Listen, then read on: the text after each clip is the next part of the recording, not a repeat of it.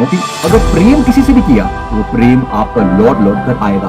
मांग तो रहा है, तेरी मांग तो पूरी हो जाएगी, लेकिन इस मांग के चलते ही तुझे वो मिलेगा जो दुख और सुख तुझे देगा। नमस्कार, सेल्फ अवेकनिंग मिशन से संजीव मलिक। दोस्तों, आज की वीडियो का टॉपिक है, लोगों के पूछे हुए सवाल का जवाब है कि अगर कोई मेरा रिश्तेदार जो इस संसार से चला गया है, क्या मुझे अगले जन्म में वो दोबारा मिल पाएगा। ये सवाल बहुत सारे लोग पूछते हैं और इसका जवाब मैं यहाँ पर देने जा रहा हूँ। इस टॉपिक पर अगर आपको और भी वीडियो देखने हो तो हमारे चैनल को जरूर सब्सक्राइब कर लीजिए। बहुत ही पावरफुल, बहुत ही सुंदर सवाल है, लेकिन इसके बारे में पूरा डेप्थ से समझना, एक लाइन में इसका आंसर नहीं दिया जा सकता। सबसे पहले समझते हैं कि क्या सच में जिसके प्रति भी हम प्रेम का भाव रखते हैं और उसको दिल से याद करते हैं, तो क्या वो व्यक्ति दोबारा हमारे जीवन में आता है अगर वो किसी कारण से दूर हो गया है तो? The answer is yes. यहां पर प्रेम का नियम काम करता है, लॉ ऑफ अट्रैक्शन काम करता है। न केवल व्यक्ति, वो स्थान, वो वस्तु, वो प्रोफेशन, जहां पर भी आप प्रेम रखोगे कि मुझे ये चीज चाहिए, आप इस परमात्मा की सृष्टि में आप को क्रिएटर हैं। क्रिएटर परमात्मा है, आप उसके सहयोगी हैं। आपका भी अपना एक संसार है, अपने संसार के आप परमात्मा हैं। उस संसार को आप जैसा क्रिएट करना चाहोगे वैसे हो जाओगे। मैं एक पास्ट लाइफ रिग्रेशन थेरेपिस्ट हूं। लगभग 7,000 लोगों का मैंने PLR पास्ट लाइफ रिग्रेशन किया है। इसके अलावा कुछ बुक्स की रेफरेंस भी दे रहा हूं, जहां पर जैसे ओनली लव इज रियल करके ये डॉक्टर ब्रायन वीस की बुक है, और जन्म जन्म का साथ हमारे एक मित्र जो है, उनकी बुक है ये। तो इसमें मैं आपको क्या बताना चाह रहा हूं कि अगर प्रेम किसी से भी किया तो वो प्रेम आपका लौट लौट कर आएगा। जो फ्रीक्वेंसी भी आप संसार को भेजते हो वही फ्रीक्वेंसी आपको वापस आती है। जिसको याद करते हुए शरीर छोड़ोगे, जिसको याद करते हुए जीवन बिताओगे, वही व्यक्ति आपके जीवन में आएगा। भगवान श्री कृष्ण गीता में फरमाते हैं, यम यम वापि स्मरण भावम त्यजन्ते कलेवरम। जिसको याद करता हुआ तो शरीर को छोड़ता है, तम तमे वेति कौन्ते सदा तद भाव भावित है। हे कौन्ते, हे अर्जुन, तो उसी व्यक्ति जिस भाव को याद करते हुए शरीर छोड़ता है उसको वो प्राप्त होता है। तो इस बात को अच्छे से समझ लेना चाहिए कि अगर कोई व्यक्ति किसी भी प्रकार से आप शरीर छोड़ते हुए मन में जो भाव रखोगे या जीवन जीते हुए मन में जो भाव रखोगे वो आपको मिल ही जाएगा, वो मिल ही जाएगा। पर मेरी सलाह क्या है, मैं आपसे, अगर आप मेरे से थोड़ा सा भी मेरी बात को समझते हैं, तो क्या सचमुच हमें किसी की डिजायर करनी चाहिए कि ये रिश्तेदार मुझे दोबारा मिल जाए, ये बेटा, ये बेटी, ये पति, ये पत्नी। कोरोना टाइम में हमने सबने खोए हैं, अपने अपने रिश्तेदार खोए हैं। तो लोग मुझसे पूछते, हाय मैं उससे इतना प्यार करता था, करती थी, और वो मेरे जीवन से चला गया। चाहे वो पति था, पत्नी थी, बेटा था, बेटी थी, सास थी, बहू थी, कोई भी रिश्ता था, कोई भी दोस्त था। मन में भाव आता है, क्या मैं उससे दोबारा मिल पाऊंगा उस आत्मा से? देखिए, पहली बात तो समझ लीजिए, शरीर के रहते हुए आपका साथ था, इस बात का बहुत रिस्पेक्ट करता हूं मैं। इस प्रेम का बहुत आदर है कि आपके मन में भाव है कि आपके मन में उसके प्रति प्रेम का भाव था। ये बहुत उत्तम है, बहुत अच्छा है, प्रेम होना चाहिए, स्वाभाविक है। लेकिन अटैचमेंट, मोह कि ये व्यक्ति जो मुझे मिला ये मुझे बार बार मिलता रहे, ये उचित नहीं है। क्योंकि अगर ये मिला किस रूप में मिलेगा, आप इस बात की कोई गारंटी नहीं दे सकते। मैं एक उदाहरण देता हूं। एक लेडी जिनका बेटा जो है, उनके बेटे को जो है बचपन से ही एक ऐसी गंभीर बीमारी है जिसके कारण जो है उसके अंदर ब्लड जो है वो खत्म हो जाता है। उसका नाम मुझे ध्यान नहीं आ रहा बीमारी का, लेकिन वो उसमें ब्लड खत्म हो जाता है, बार बार ब्लड चढ़वाना पड़ता है। अब उन्होंने मेरे से सवाल किया कि ये मेरे को इसको ऐसा क्यों करना पड़ता है, और ये मेरे घर में ही ये बेटा बन के क्यों पैदा हुआ? तो मैंने जब पास्ट लाइफ करके देखा तो पता चला कि ये व्यक्ति, ये इसका बेटा ही था पिछले जीवन में, और इस माँ को बहुत प्यार करता था, बहुत लाड था। अब इस माँ ने भी मन में यही विश डाली कि ये बच्चा, मुझे दोबारा कभी भी कोई भी जीवन हो तो मुझे ये बच्चा मिलना चाहिए। आपने जो विश डाली, वाइब्रेशन यूनिवर्स को भेजी, पर परमात्मा ने, ब्रह्मांड ने कहा तथास्तु, ऐसा होगा, ये जरूर मिलेगा आपको।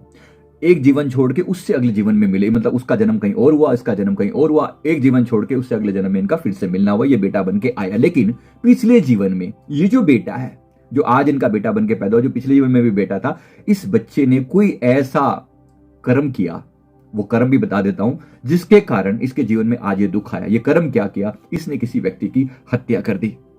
इसने किसी व्यक्ति को इतना मारा कि उसके अंदर से उसका खून रिसता रहा। इसने उसको गर्दन पर वार किया और उसे मरने के लिए छोड़ दिया। इस कर्म की सजा प्रकृति ने इसे ये दी कि इस जीवन में इसके अंदर खून नहीं टिकता। आप समझ रहे मेरी बात को? कितना दुखद होगा जीवन। हर 15-20 दिन के बाद वो खून चढ़वाना पड़ता है। कितना दुखद होगा उस मां का जीवन। अब दिक्कत क्या है, इस मां ने उसकी इच्छा करी थी, ये बच्चा उसको मिला, लेकिन इस दौरान वो जो कर्म करके आया, वो कर्म भी तो साथ है ना। आज आप कह रहे हो मुझे ऐसा ही बच्चा, मुझे यही बच्चा चाहिए, बिल्कुल मिलेगा। लेकिन वो जब मिलेगा तो क्या क्या कर्म करके आया होगा आपको क्या पता? आपको क्या पता वो इसी रूप में मिले नहीं मिले, बच्चा ही बन के मिले, कुछ और बन के मिले, भरोसा नहीं। जो भी कर्म आप संसार के अंदर करते हैं ना, उसका आपको रिफ्लेक्शन मिलता ही है। तो क्यों ना अपनी इस कर्म बंधन से, जितने आप कर्म बंधन फैलाते चले जाते हो, वो वैसे ही आपके जीवन में आ जाएंगे। लेकिन आप सुखी नहीं हो जाओगे, इस बात की कोई गारंटी नहीं है कि आप सुखी हो जाओगे, आनंदित हो जाओगे, क्योंकि आपको इस जीवन की यादें हैं। आपको भविष्य का कुछ भी पता नहीं कि क्या होने वाला है। ये व्यक्ति जब मिलेगा तो आपको किस रूप में मिलेगा? आपने अभिमन्यु के बारे में सुना ही होगा। जब अर्जुन उनसे मिलने के लिए बहुत बेचैन हो गए, तो भगवान श्री कृष्ण ने अपने आत्मिक बल से उनको दिखाया कि चलो तुम्हें अभिमन्यु को स्वर्ग में मिलाकर लाते हैं। उनको सशरीर वहां पर लेकर गए और अभिमन्यु को सामने खड़ा कर दिया। अभिमन्यु को देखते ही जो है ना, अर्जुन एकदम व्यथित हो गए। मेरा पुत्र, बाहें फैलाकर जो है वो उसको मिलने के लिए व्याकुल हुए। तो अभिमन्यु ने कहा, किसका पुत्र? कौन पुत्र? किसके पिताजी? आप कौन हो? आपका और मेरा शरीर तक का रिश्ता था। जब तक मैं देह में था, आप मेरे पिता थे, मैं आपका पुत्र था। लेकिन वो तो रिश्ता छूट गया। शरीर के छूटते ही वो रिश्ता खत्म। अब आप कौन और मैं कौन? बात को समझिएगा। आत्मा के लेवल पर आप कौन और मैं कौन, ये स्थिति आनी ही आनी है। अभी तक रिश्ता है, क्योंकि हम मोह के बंधन में अटके हैं।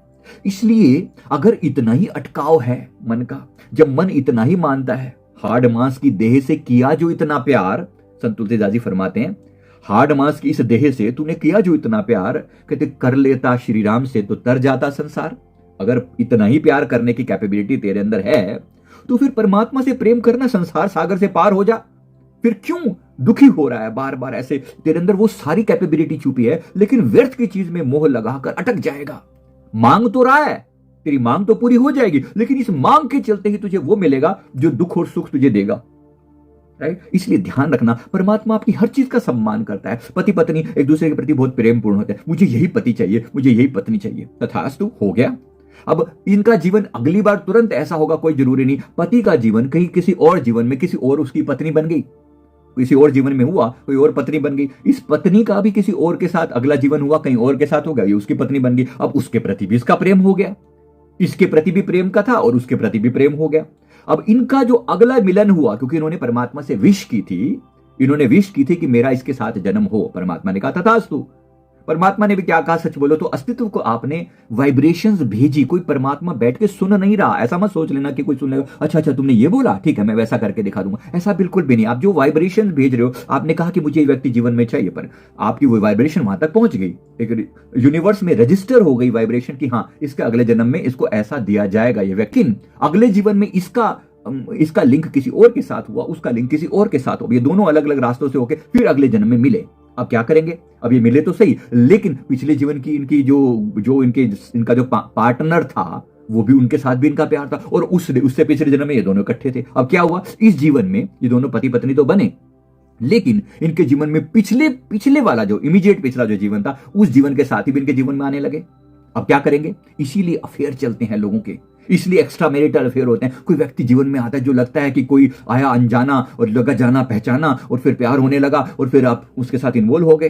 कितना अजीब लगता है ये, कितना अजीब लगता है। कैसे ही खेल चलता रहता है, जरा ध्यान देना। क्या ये तमाशा चलता रहना चाहिए? क्या विचार करने लायक बात नहीं है? गलत चीजों को मांगकर पूरी तो हो जाएंगी हर डिमांड, लेकिन उसका रिजल्ट फिर आप ही को भुगतना है। इसलिए ध्यान रखिएगा। थैंक यू वेरी मच, बहुत बहुत शुक्रिया। Thank you.